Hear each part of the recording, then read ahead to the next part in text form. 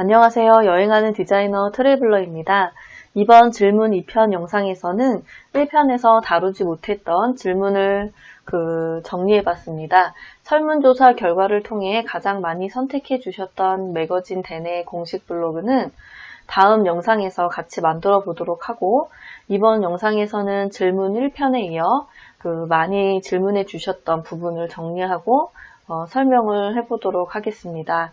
아무래도 응용편 이후에 궁금하셨던 부분이 있으신 것 같아서 질문편을 먼저 준비하게 되었습니다. 그럼 첫 번째 질문부터 알아보도록 하겠습니다.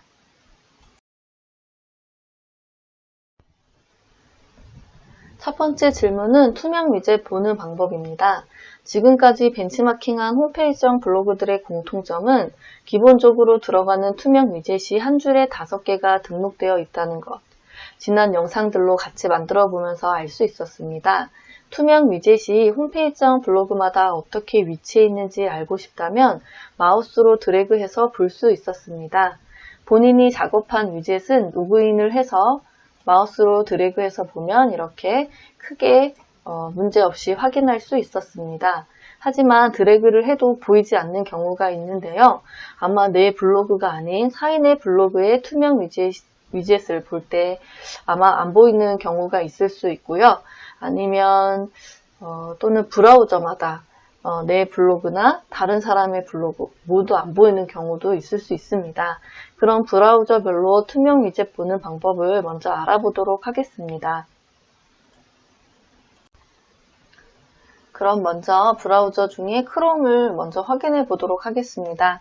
네이버 들어와서 공식 블로그, 이 공식 블로그에서 해외 관광청을 눌러서 제일 첫 번째 나오는 괌정부관광청 블로그로 한번 다 확인해 보도록 하겠습니다. 마우스 왼쪽 버튼을 누르고 드래그를 하면 이렇게 투명 위젯의 위치를 확인할 수 있습니다. 지금 크롬은 확인이 되는 거고요. 그리고 두 번째는 익스플로러이고요. 똑같이 관광청 블로그입니다. 그래도 마우스 왼쪽 버튼을 누르고 드래그 해보겠습니다. 이거는 확인이 안 되네요. 그러면 세 번째, 엣지에서는 확인이 되는지 확인해 보겠습니다. 마우스 왼쪽 버튼 누르고 드래그 해보면 이렇게 위젯이 어떻게 들어가 있는지 투명 위젯의 위치를 확인할 수 있고요. 마지막으로 이거는 네이버의 웨일인데요. 이것도 괌정부관광청 블로그 먼저 한번 확인해 보겠습니다. 마우스 왼쪽 버튼 누르고 드래그 하면 이렇게 위치가 확인되는 걸 알 수 있습니다. 이렇게 동일한 블로그라도 브라우저마다 투명 위젯이 보이는 경우도 있고 안 보이는 경우가 있습니다. 이럴 때 확인하는 방법은 키보드로 확인을 할 수가 있어요. 그래서 키보드에 있는 F12를 눌러서 이 속성을 보고서는 확인하는 방법을 같이 해보도록 하겠습니다. 우선 저의 경우 아까 전에 다른 거는 지금 다른 브라우저에서는 다 확인이 됐는데 익스플로러에서만 지금 확인이 안 됐잖아요. 이런 경우 F12를 한번 눌러보면은 이렇게 HTML로 코딩 소스도 볼 수 있고, 그리고 스타일이라고 해서 CSS도 확인할 수가 있습니다. 네, 여기에서 이 맨 왼쪽에 있는 요소 선택이 있어요. 이거를 클릭을 해서 내가 원하는 위치에다가 마우스를 갖다 대면은 여기에 지금 들어가져 있는 투명 위젯을 확인할 수가 있어요. 근데 지금 이렇게 해서 잘 안 보이니까 요거 이렇게 고정 해제가 있거든요. 고정되어 있는 거를 해제를 해서 개발자 도구를 보는 건데요. 아까 맨 왼쪽에 있는 요소 선택을 한 다음에 하나, 둘, 셋, 넷, 5개의 위젯이 들어가 있고 이 아래에도 작은 위젯이 5개 들어가져 있는 걸 확인할 수 있어요. 둘, 셋, 넷, 5. 이렇게 반투명하게 영역이 색깔로 표시되어 있는 것을 확인할 수 있습니다. 근데 이게 익스플로러 뿐만이 아니라 다른 브라우저에서도 마찬가지로 F12를 누르면 확인하실 수 있습니다. 만약에 크롬에 들어왔는데 마우스 왼쪽으로 드래그해서 보니까 이 투명 위젯이 안 보인다. 그러면 F12를 눌러주세요. 그러면 크롬도 이렇게 마찬가지로 개발자 도구가 나오는데 이 개발자 창에서 맨 왼쪽에 있는 이 아이콘을 눌러주면은 이렇게 영역이 들어가 있는 걸 확인하실 수 있어요.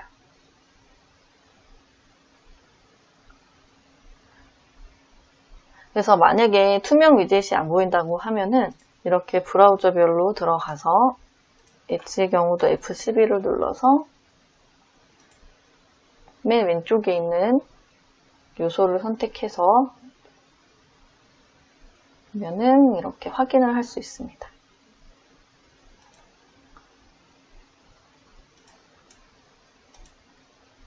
웨일도 마찬가지로 F12를 누르면 여기 개발자 도구에서 맨 왼쪽에 있는 아이콘을 선택한 다음에 이렇게 요소를 확인할 수 있어요.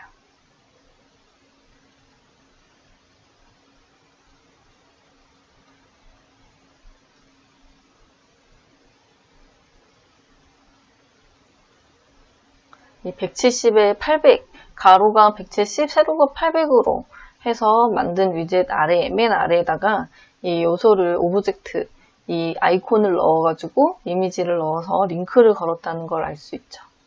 그래서 이런 식으로 F12를 눌러서 브라우저별로 투명 위젯이 안 보인다고 하면은 F12를 눌러서 확인을 해보시면 됩니다. 홈페이지형 블로그의 핵심은 이 투명 위젯이기 때문에 내가 원하는 스킨을 제작하고 싶다면 다른 홈페이지형 블로그는 어떻게 위젯을 위치해 두었는지 이렇게 보는 것만으로도 많은 도움이 됩니다. 그래서 만약에 투명 위젯을 브라우저마다 볼 수가 없다면 F12를 눌러서 이렇게 확인하는 것을 추천드립니다.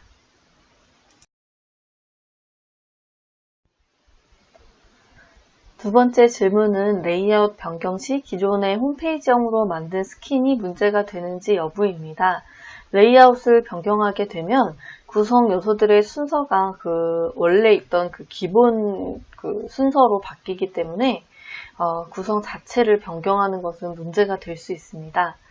그리고 이 우측에 있는 레이아웃 설정에서 아주 간단하게 글 영역을 바꾼다든지 정렬 또는 사이드바 등을 변경 시에도 항상 미리 보기를 한 후에 문제가 없는지 확인을 하고 저장을 해야 합니다.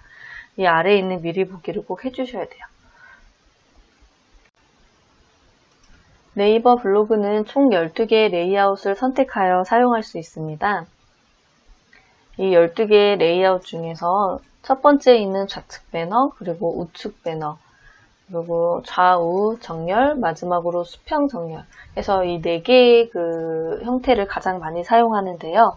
홈페이지형 블로그를 만들 때 순서로 이 11번째에 있는 수평 정렬 형태를 주로 사용하게 됩니다.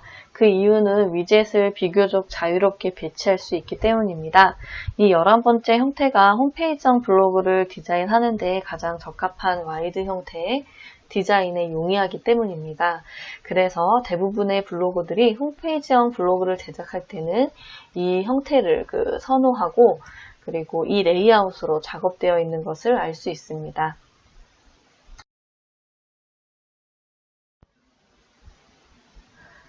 세 번째는 포토샵을 사용할 수밖에 없는 이유입니다.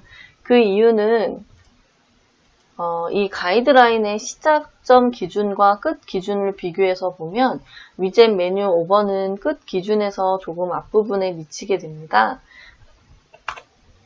이것은 링크될 수 있는 영역도 끝 기준의 라인이 아닌 위젯 메뉴 5번째 세로 가이드라인 부분까지입니다. 따라서 디자인을 할 때 가이드라인을 감안해야 하기 때문에 포토샵 이외의 다른 툴로 이 가이드라인을 맞추고 슬라이스해서 웹 저장하는 방법을 아직 찾지 못했기 때문에 이 부분은 양해 부탁드리겠습니다. 하지만 디자인을 작업하는 그 자체가 어려워하시는 분들이 있기 때문에 이 부분은 캔바 사이트를 활용해서 배경이 되는 스킨 디자인 하는 방법은 다음 영상에 올라가는 홈페이지형 블로그 만들기 플러스에서 업로드될 예정입니다. 하지만 캔바 사이트로 스킨 디자인을 완료하더라도 포토샵으로 가이드라인에 맞춰 디자인을 계속 수정해줘야 합니다. 이미 지난 영상들에서 포토샵으로 가이드라인에 맞게 메뉴를 넣는 방법을 계속 배우기는 했지만 새로 업로드되는 영상에서도 반복적으로 같이 해보도록 하겠습니다.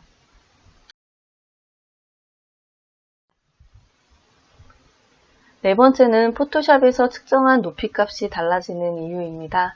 작업을 하다 보면 포토샵에서 측정한 값이 딱 맞아 떨어지는 것이 아니라 조금씩 틀어져서 올라가는 경우가 있습니다. 이 부분은 스킨 적용 및 위젯 적용 후에 조금씩 맞춰서 다시 올려주면 되는데요. 이런 경우가 이제 예를 들자면 포토샵에서 디자인을 해서 측정한 높이값이 77픽셀이었어요.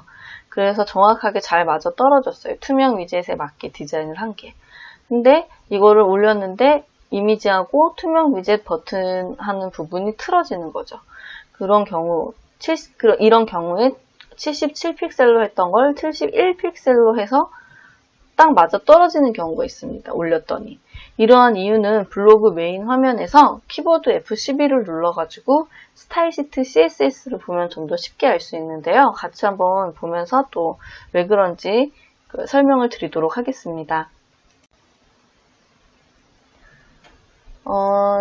이렇게 F12를 눌러보면 CSS 맨 아래 부분에 여기 1870에 969, 가로가 1870, 세로가 969. 내가 지금 보고 있는 이 화면의 해상도 영역이 이렇게 마우스를 갖다 대면은 표시가 되는 걸 알 수 있죠.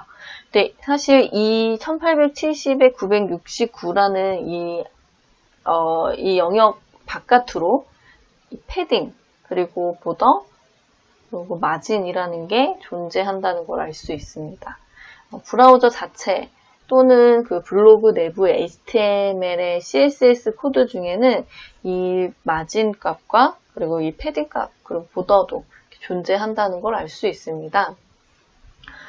이런 부분 때문에 실제로 내가 찾은 높이와 넓이의 값이 일치하지 않는 경우가 있는데요. 제가 지난 영상에서 이 부분까지 설명을 하지 않았던 이유는 영상이 너무 길어지기도 하고, 그리고 본인이 한 디자인, 내가 한 디자인이나 여러분이 한 디자인이 다 다르기 때문에 그 디자인에 맞춰서 픽셀 값을 계속 변경하면서 반복적으로 올려줬다가 안 맞으면 조금 틀어지면은 거기에 맞게 디자인 작업을 해서 다시 올려서 위젯에 적용을 시킨다거나 이런 반복적으로 찾아가는 방법밖에는 없기 때문에 따로 언급은 하지 않았습니다.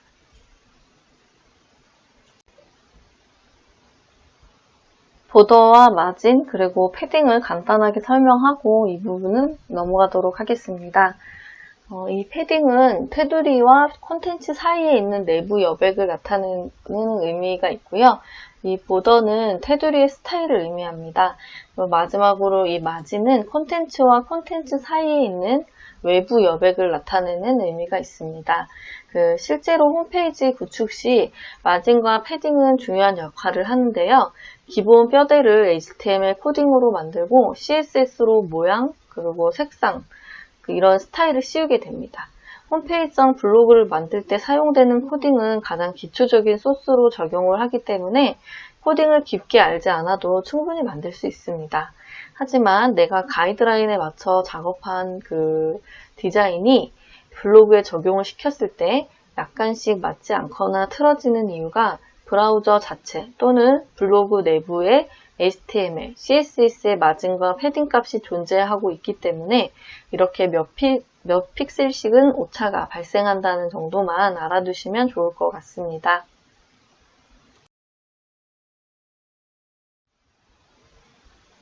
다섯 번째는 이미지 경로 주소 확인입니다. 이 부분도 많이 질문을 주셔서 한 번 더 설명해 보겠습니다.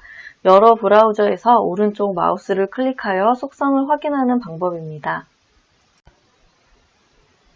먼저 크롬부터 링크 주소, 이미지의 링크 주소를 복사해 보도록 하겠습니다. 크롬의 경우는 여기 이미지 주소 복사라는 게 있어요. 이미지 주소 복사를 클릭한 다음 메모장에다가 붙여넣기 해주시면 돼요. 그러면 이게 이미지 링크 주소가 복사된 것이에요. 다음에 익스플로러도 마우스 오른쪽 버튼 눌러서 속성을 들어가면은 여기 주소 URL이라는 게 있고 전체에 드래그 한 다음 복사를 해주세요. 그리고 붙여넣기. 다음에 세 번째는 엣지인데요. 엣지도 마우스 오른쪽 버튼을 누른 다음에 여기서 이미지 링크 복사라는 게 있어요. 이거 클릭하시고 붙여넣기. 그리고 마지막으로 네이버의 웨일인데요. 이것도 마우스 오른쪽을 눌러서 이미지 주소 복사라는 게 있어요. 여기. 이걸 클릭하신 다음에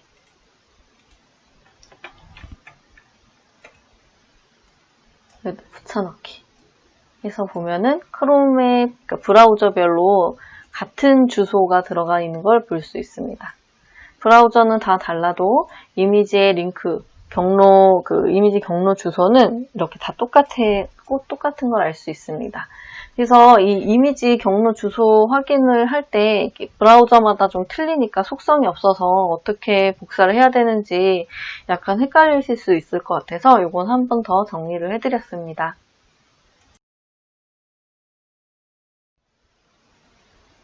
여섯 번째는 블로그 시 안 보이게 설정하기입니다.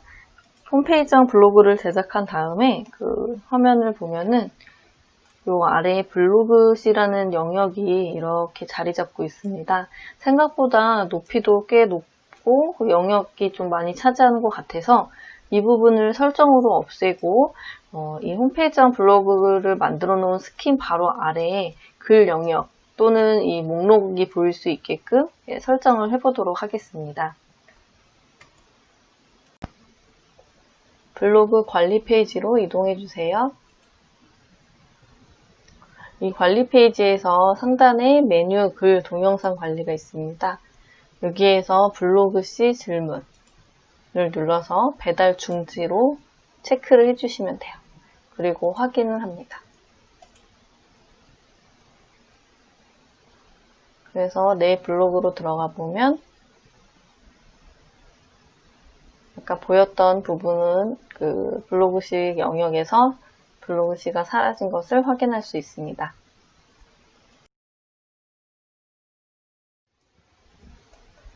일곱 번째는 캔바 사이트 활용 방법입니다. 기존에 소개해드렸던 쉽게 디자인 작업을 할 수 있는 캔바 사이트에 대한 질문을 많이 주셨는데요. 저장하려고 보니까 결제창이 나왔다는 그런 질문도 있었습니다.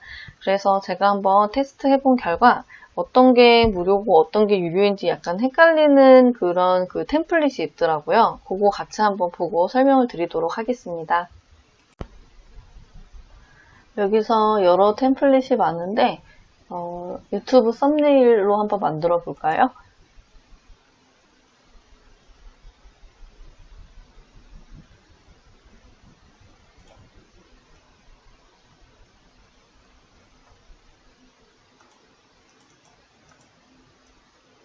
여기다 이름만 바꿔주면 되죠?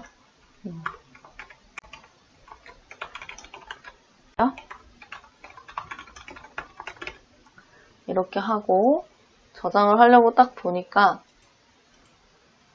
결제 및 다운로드가 나와요. 맞아요. 이런 건 유료가 된 거예요. 여기 있는 걸 체크하지도 않았는데 왕관 표시 있는 게 체크가 되지도 않았는데 왜 유료냐 보니까 이 아이콘 때문에 그래요. 이 아이콘 자체가 무료가 아니라 유료인 거예요. 그래서 무료하고 유료하고 이렇게 섞여 있는 경우는 보니까 이제 결제 및 다운로드가 나오더라고요. 근데 또 여기 옆에 있는 아이콘은 무료예요. 제가 이거 한번 만들어 봤거든요. 이렇게 일단은 제 거 이름만 바꿔놓고 다운로드를 해볼게요. 이거는 결제 및 다운로드가 안 나오죠. 그냥 다운로드만 나와서 이렇게 다운로드를 받으면 이런 안내 팝업은 원래 나오고 여기 노란색 및 검은색 유튜브 채널 해서 이렇게 이미지가 또 잘 받아져 있는 걸 확인할 수 있습니다.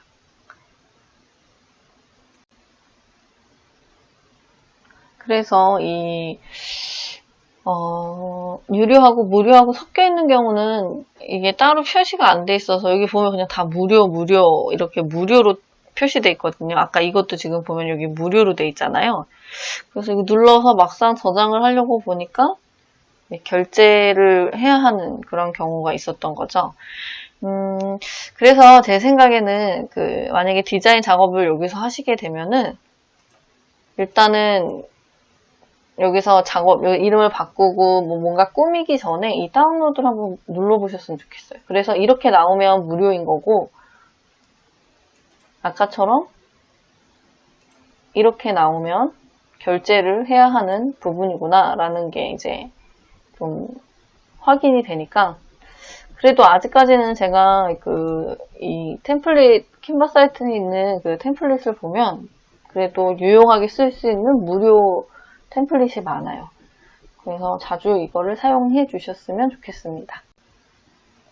좀 더 자세한 사용 방법은 다음 영상에서 디자인 작업을 캔바 사이트에서 한번 해보기로 했으니까요. 그때 같이 그 캔바 사이트로 이미지를 만들어 보도록 하겠습니다.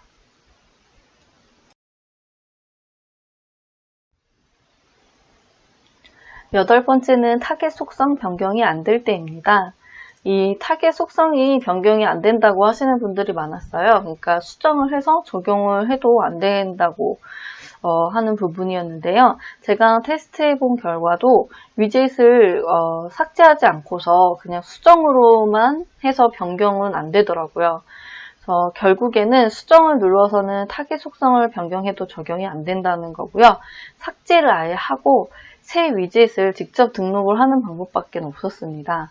그래서 처음부터 타겟 설정을 미리 어떤 걸로 할지 고민을 하고 위젯을 등록하는 걸 추천드릴게요. 왜냐면 만약에 삭제를 해버리고 다시 위젯을 직접 등록을 하게 되면 지금 저희가 이렇게 만들어 놨던 이 위젯들이 위치가 또 바뀌어서 그 위치를 또 일일이 다 맞춰줘야 되기 때문에 처음부터 타겟 설정을 내부 링크로 연결할 건 내 블로그의 메뉴로 이동을 할 때, 그리고 외부 링크로 열리게, 새 창으로 열리게 하는 건 SNS 채널로 이동할 때, 이런 식으로 어떻게 할지 고민을 하고 처음부터 등록을 하는 걸 추천드리도록 하겠습니다.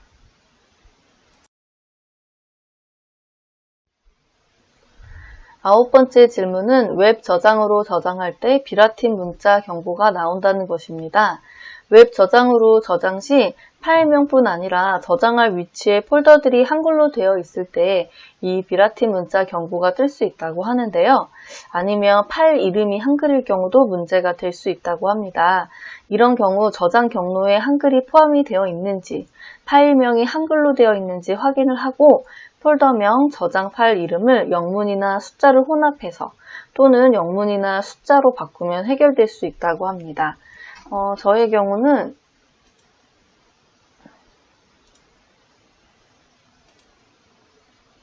이렇게 웹용으로 저장을 해도 이 저장 폴더 이름도 한글로 했고 그리고 파일명도 한글인데도 크게 문제없이 이렇게 저장되었거든요. 근데 만약에 뭐가 문제가 있다, 그런 비라팀 문자가 나온다, 경고가 나온다 그러면 이런 방법도 있다고 하니까 한번 영문이나 숫자 또는 영문이나 숫자를 혼합해가지고 이렇게 폴더명이나 파일명을 한번 바꿔보시는 것도 좋을 것 같습니다.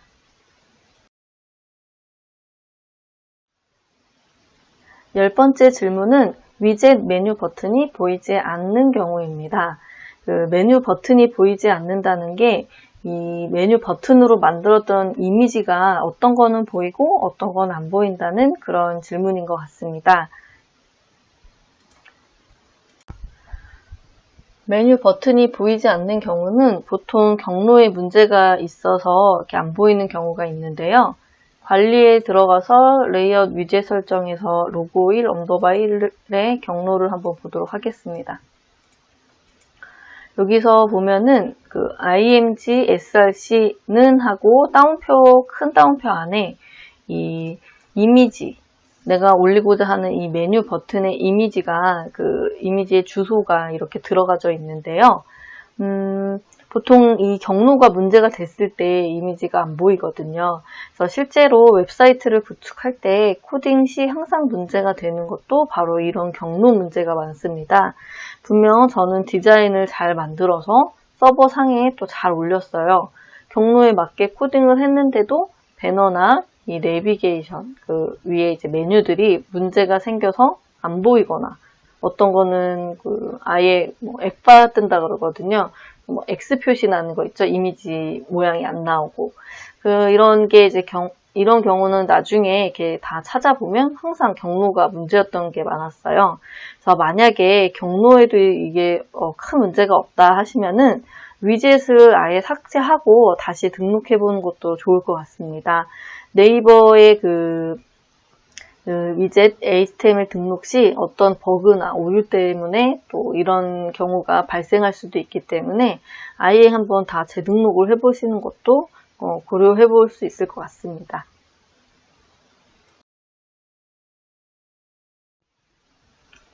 다음 질문은 티스토리 블로그 글을 소스 복사할 수 있게 복사 금지를 풀어달라고 하는 질문이었습니다. 해당 글만 복사 금지를 풀 수 있으면 좋겠지만 아쉽게도 전체 설정으로 묶여 있어서 이 부분 설정은 제가 따로 하지 못했습니다. 블로거들은 대부분 자신의 글을 보호하기 위한 최소한의 방지로 복사 금지를 해두는 것이기 때문에 이 부분은 양해 부탁드립니다. 대신에 소스 복사를 쉽게 할 수 있도록 메모장에 HTML 코딩 소스를 정리해서 블로그에 올려두었습니다. 그리고 바로가기 링크는 설명란에 적어두었습니다. 블로그에 있는 이 메모장을 다운로드 받으셔서 사용을 부탁드립니다. 이 외에도 여러 질문들을 많이 해주셨는데요. 동영상을 넣을 수 있는지, 동영상 파일 자체가 올라가는지 여부는 제가 올라가져 있는 블로그를 찾게 된다면 동영상 자체도 넣어서 홈페이지형 블로그로 만들 수 있는지 확인해 보겠습니다. 그리고 드림위버 만드는 방법은 이 부분은 제가 따로 블로그에다가 포스팅을 해 놓겠습니다.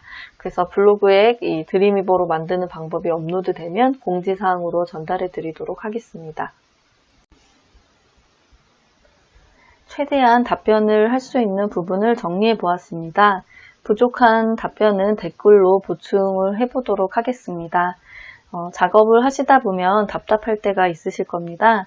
똑같이 했는데도 안 되는 경우라든지 레이아웃이 달라져서 적용하기가 힘들다든지 여러 이슈가 생기게 되면 당황도 되고 막막하다는 것을 저도 경험자로서 잘 알고 있습니다. 하지만 몇 번 만들다 보면 충분히 응용해서 홈페이지형 블로그를 완성하실 수 있으실 겁니다. 처음이라 익숙하지 않아서 실수를 하게 되는 것인데요. 두세 개 정도 레이아웃이 좀 다르게 만들다 보면 실력이 금방 늘게 될 것입니다. 그러면 저는 다음 영상에서 기존의 설문조사 결과를 통해 가장 많이 선택해 주셨던 2개의 블로그를 바탕으로 홈페이지형 네이버 블로그를 만들어 볼 예정입니다. 그 중에 더 매거진의 댄 블로그를 먼저 이 레이아웃과 똑같이 홈페이지형 블로그를 같이 만들어 보도록 하겠습니다. 오늘도 영상 끝까지 시청해 주셔서 감사드립니다. 그러면 다음 영상으로 찾아뵙도록 하겠습니다. 감사합니다.